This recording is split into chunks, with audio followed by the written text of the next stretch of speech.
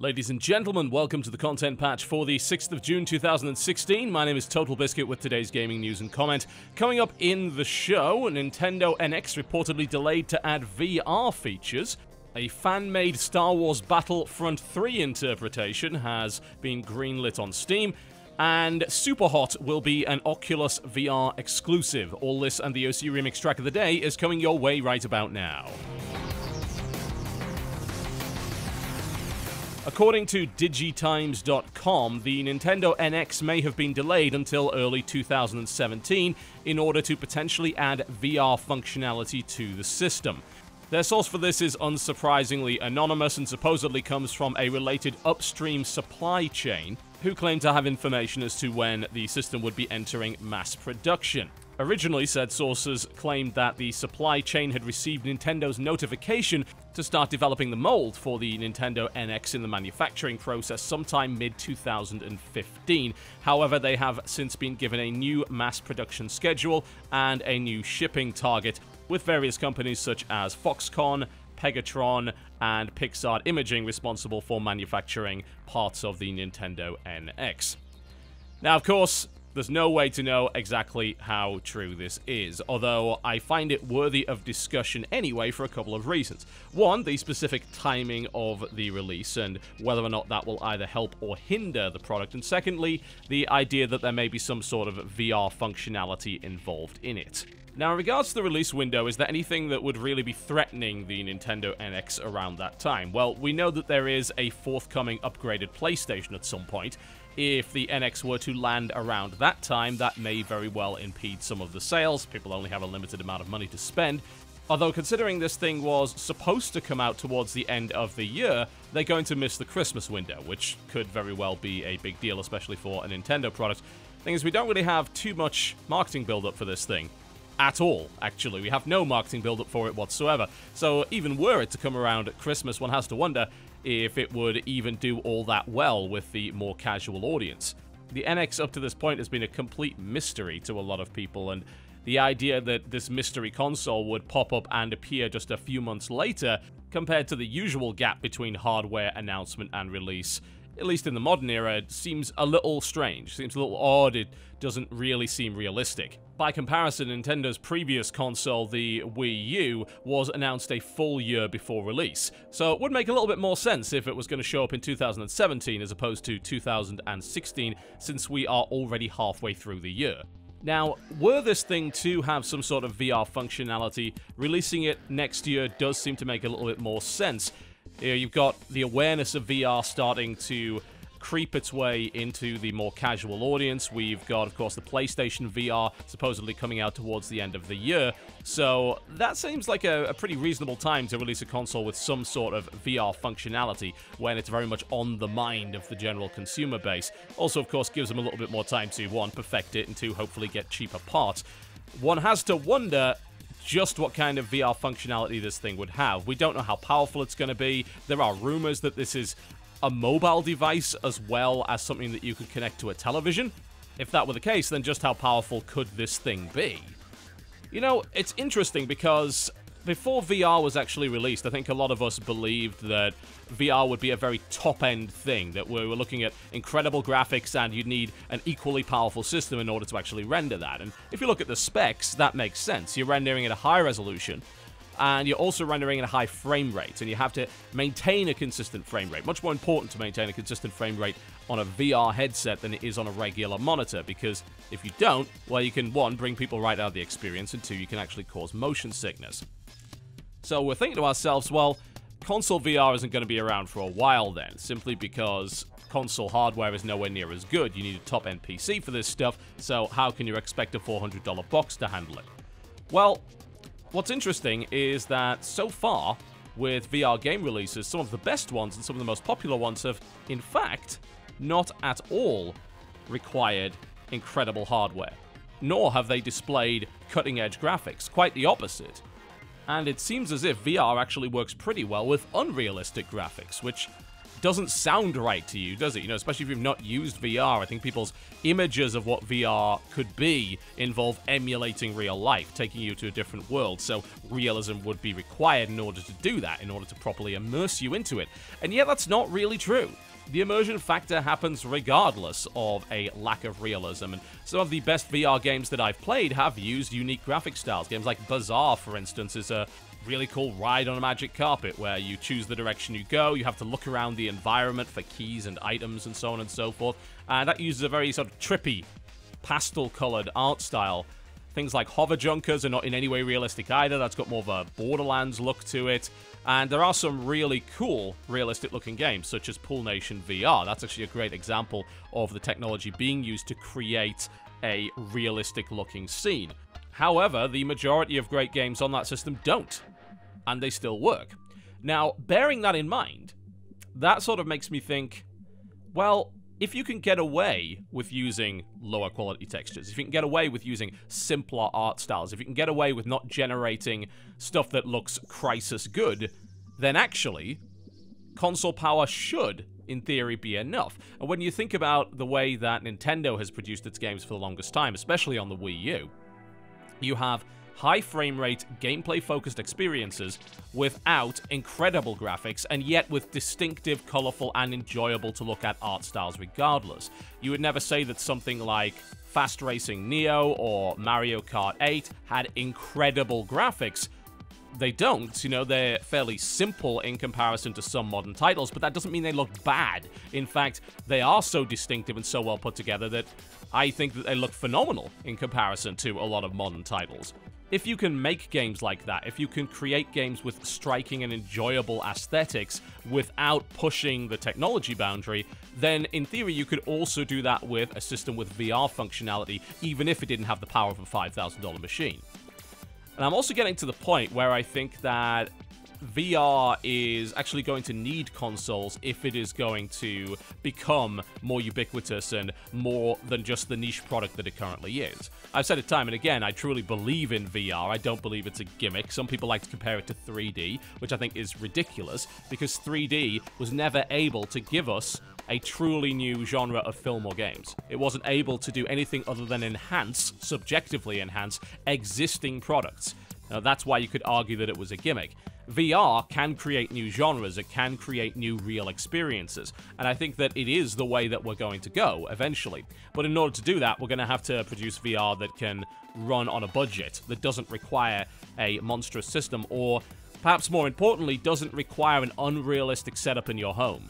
One of the things hobbling the Vive, despite it being a very fun system, is the requirement to have that space in order to use room-scale VR. Sure, you can use sit-down stuff, but the Vive in particular has a lot of room scale games and not so many sit-down games, whereas obviously the Oculus, not being designed around room scale, has a bunch of sit-down games, so it's usable in a smaller environment. The thing is, though, it's not just about space, it's about where the VR headset is likely to be. If you have to plug in a Vive or an Oculus into a big PC, that PC is likely to not be in the living room, which is usually the clearest and largest space in the house, whereas a console is. It's more natural to use things like motion-controlled and VR room-scale games in a room like that. So if you had a console in your living room, which you naturally do, then that sort of thing suddenly makes sense for the average household. At that point, then you start to appeal to the wider audience, which is very important.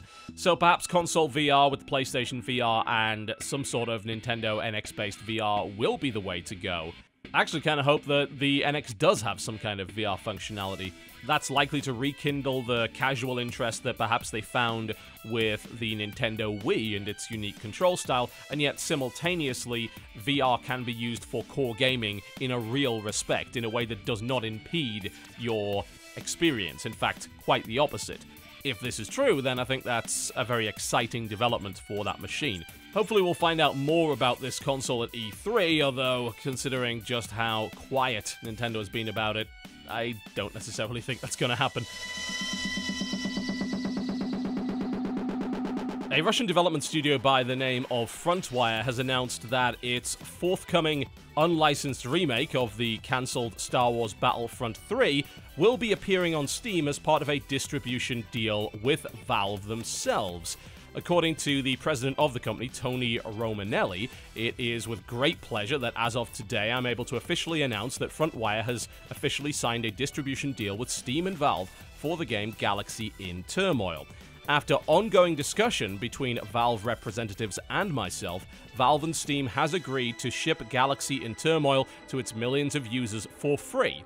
While this is undoubtedly a big step and accomplishment for Frontwire Studios itself, it's an even bigger step for you, the community, he said. Now, he also claimed that by Steam agreeing to ship Galaxy in Turmoil, we're not only adding more validation and awareness to the project, we're also cementing Frontwire Studios' reputation as an upcoming developer with the opportunity to now publish our games on Steam in the future.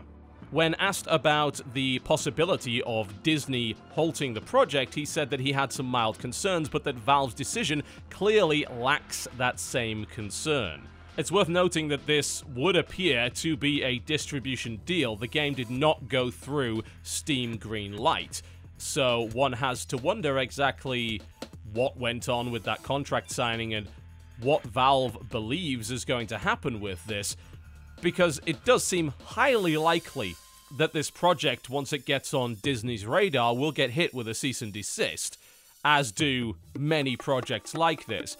I think perhaps even adding it to Steam might increase the risk of that, since you could make the argument that Valve is further driving people to its platform and profiting, even from a free project such as this, which is, for all intents and purposes, intellectual property infringement.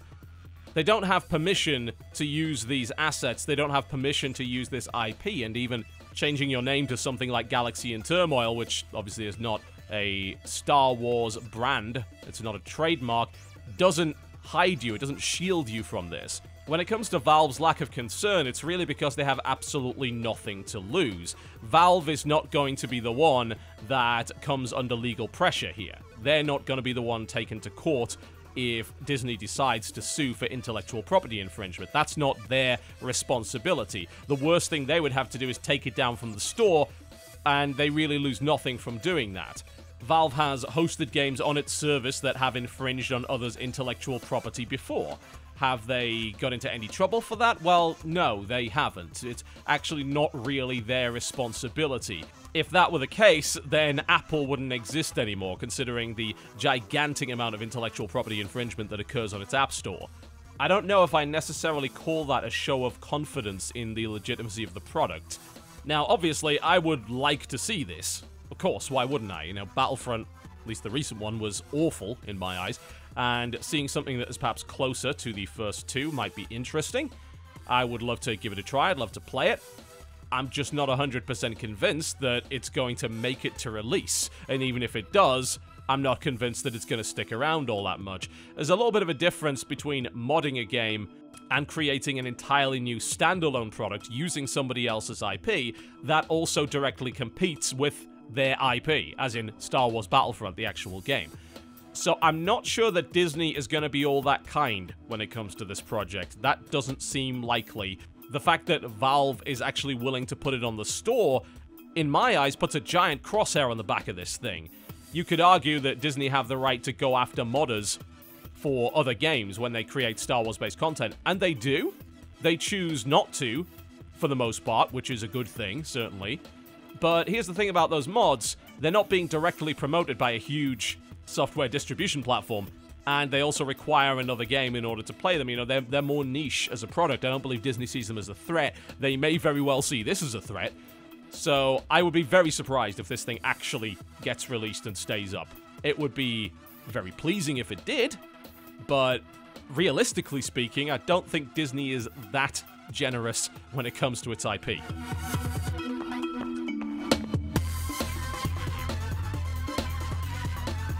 And finally, it has been announced that Superhot will be making its way to VR platforms. However, it, for the time being, will be exclusive to Oculus Rift. In a blog post on the studio's website, they revealed that they were working with Oculus in order to create a version of the game that would also be compatible with the company's upcoming touch controllers, which are not available as of yet. Now, I think it's important to point out that they never said it would be an exclusive for the Oculus system. They actually never said that. What they did say is that they were working super close with Oculus and they did not mention any sort of release on the Vive as of yet. But they didn't say it was an exclusive, and it may very well just be a case of coming to Oculus first before the Vive. We don't know whether or not that is going to take a lot of time. We have no idea if they're currently trying to develop a Vive version. It would make a lot of sense, considering the Vive is the system that already has touch controllers. It already has motion controllers that would work pretty well with this game, whereas the Oculus currently does not. But I would also imagine that they would be looking maybe for a room-scale experience with Vive as opposed to a sit-down, and that would require additional development and possible complete redesign of many of the ways that the game actually functions. The developer, in a short statement on Reddit, confirmed that for now we concentrate on Oculus. They did not say that they would never bring it to Vive or anything along those lines. Of course, people are extremely angry about this. The ire surrounding it has been somewhat nuclear. It's something of a problem at the moment in the upcoming VR player base that there is a lot of negativity aimed at the Oculus, and that's generally due to some fairly dodgy terms of service elements in the Oculus terms of service, which are quite intrusive, as well as perceived exclusivity issues with the system. There are some Oculus exclusive games that can be played using the Revive hack, although Oculus did make an effort to break that hack recently. I believe it is now fully functional once again.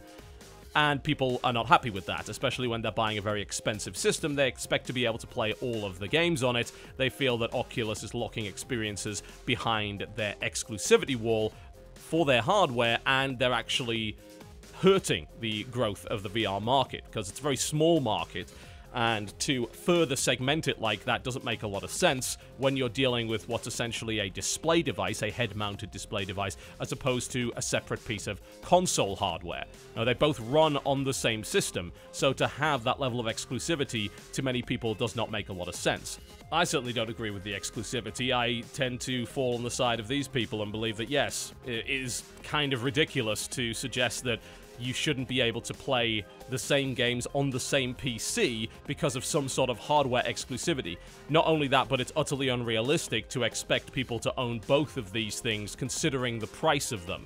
Not to mention, by the way, as someone that does actually own both of them, I have had various problems with them playing nice with each other. They don't seem to like to do that, and that makes even owning both of them extremely inconvenient. Now, let's get past the anger and the flaming, because that's not in any way useful, and let's talk about the business decision and whether or not it's actually smart. Well, here's the thing.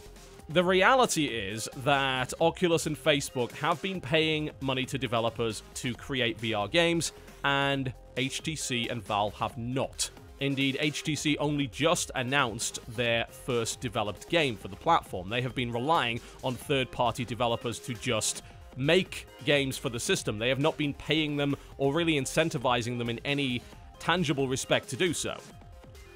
Oculus, on the other hand, has been, and there is, unfortunately, a certain degree of importance with that because the VR market is currently so small. In order to make a profit in the VR space at the moment, you have to create a game that is also playable without VR, simply because the potential market for your game, with the VR crowd being as small as it is right now, is that small that making a real profit on anything that costs any reasonable amount of money is going to be nigh on impossible. If we were to look at Steam Spy figures, which, as we are aware, are not entirely accurate, but they're certainly close enough, then we can also clearly see that the VR games currently available on Steam are not selling all that well. One of the most successful VR games at the moment is Audio Shield, and that has shifted 42,000 copies in the last few months. That is not a brilliant number. You might be thinking, well, Fantastic Contraption has shifted more, it's 70,000. Yeah, the thing is, this game was actually bundled with the Vive itself, so how many people actually bought Fantastic Contraption remains to be seen. Probably not that many. You know, Hover Junkers and Audio Shield are probably the best examples on the Steam platform, and we're looking at 19,000 and 40,000 or so copies respectively. Is that enough to make a profit? Hard to say. Creating a VR game right now is actually a huge risk. It's unwise, I would think, from a business standpoint. So when you have a company like Oculus providing a cushion for that, providing financing, in order to pay for those games, then it is not in any way a surprise that developers would choose to take them up on that offer, because why should developers undertake such huge risk for a small market? And the problem is, of course, if there aren't that many games available on VR, then people won't buy VR, so it becomes a nasty catch-22 situation where there aren't enough players, but there aren't enough players because there aren't enough games. There aren't enough games because there aren't enough players, etc., etc. So can you really blame a company for going Oculus exclusive even for a time if they're offering money? And trust me, Oculus are offering money. I don't think so. I think it's incredibly unfortunate to be so hostile to a company that's doing that. If anyone is at fault, it's Oculus for being that aggressive, for demanding some sort of level of exclusivity. That exclusivity, for the most part, appears to be timed one way or the other, but are Oculus helping to grow the market? Well, no. And some people believe it's Oculus's responsibility to grow the overall VR market. It's an interesting thing to watch because we don't see that with, say, consoles. You know, consoles have exclusives all the time. Nobody believes it's Sony or Nintendo's responsibility to grow the console market. But, of course, the console market doesn't need to grow, does it? It's already big enough. VR is a fledgling industry. It's a fledgling market. It's in real danger of not being successful. Now, this is the second time that VR has truly been attempted in a home environment. The first one was a disaster. We're hoping this is the one that catches fire. And yet, with practices like this, it makes things more difficult. It makes your overall purchase of a VR headset less valuable when you have exclusives on the market. So yeah, I totally get why people are upset. I think that people are massively overreacting and being incredibly unpleasant to the people involved in this. That said, you can also argue that Superhot is a game that already exists, and this is an adaptation for VR, not an entirely new game. So, do they actually need the Oculus money to do this? I don't think so. I don't think it would be that much of a risk. If you're going to get people to buy your game twice, yet the game is just an adaptation of something that you already have, as opposed to a brand new thing, then I have to wonder just how big the risk and the financial outlay truly is. Considering how successful Superhot is, they're not exactly poor at this point. You know, they do have a decent war chest after the success of Superhot. If this were just a brand new exclusive property, people would hopefully be a little bit more understanding of that.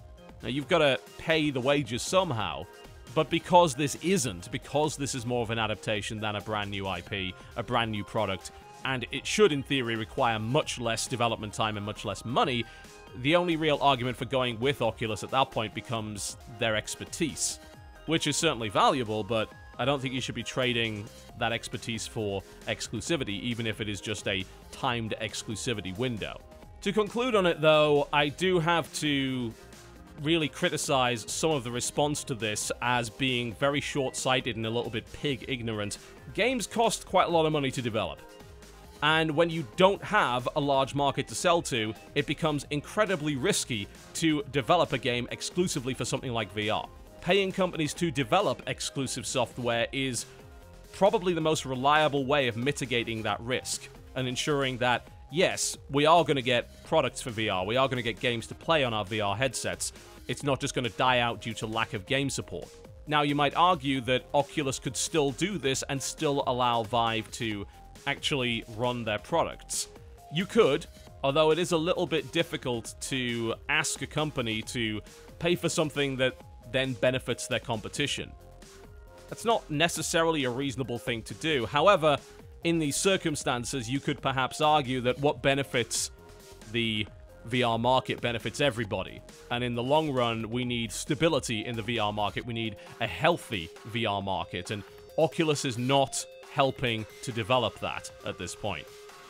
I'm very split on the subject. You know, I'm very anti-exclusive, but I also understand why these companies would take the Oculus cash simply because it's such a risk to develop for VR without it. My hope is that long-term they stop using this particular strategy. Once they feel that they have established the market enough that they stop doing it. It is certainly in some ways anti-competitive and can hurt the market, although simultaneously, I might add, trying to argue simply in favor of the Vive and quite literally campaigning for people not to buy the Oculus is not exactly what I'd describe as encouraging an open marketplace. Now, of course, you can argue that Open VR, which is what Vive uses, is not locked to a headset. You're totally right about that, but simultaneously, Vive and Oculus are the only two HMDs on the market right now.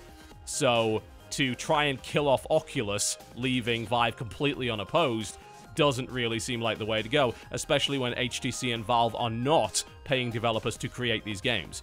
The sheer spite and bile of some people when it comes to Oculus, especially considering I view the Oculus, by the way, to actually be the superior product when it comes to the display. It's a hell of a lot more comfortable, the integrated audio is awesome, it's got sharper text, the image quality is, in my opinion, slightly superior, the Vive is a bulkier device, it's not as comfortable, it's not as practical, it requires a bigger room setup, and of course most of its games are focused on room scale at the moment, which means that, yes, you can use it to play non-room scale games, but there aren't actually that many non-room scale games available to play on it, unless, of course, you use the Revive hack and play some of the current Oculus exclusives on it.